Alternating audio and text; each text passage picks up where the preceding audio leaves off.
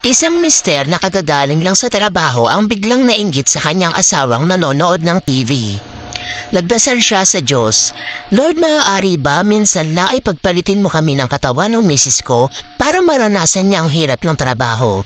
Sumagot ang Diyos, "Masusunod ang kahilingan mo, anak." Kinabukasan paggising niya ay siya na ang misis at ang misis naman ang naging mister. Siya na ngayon ang maagang bumabangon, naghahanda ng almusal, naglilinis ng bahay, nagluluto, naglalaba, nagsasampay at namamalansya.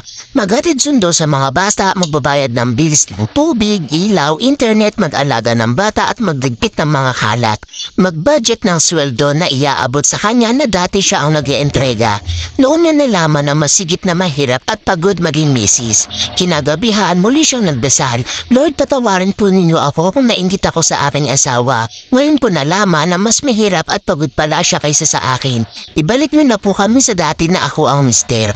Muli ay sumagot ang Diyos, "Masusunod, anak, pero kailangan mo maghintay pa ng 9 na buwan. Kagabi nung nagtali kayo, nakabuo kayo ng baby. Kailangan mo munang maranasan ang mga anak."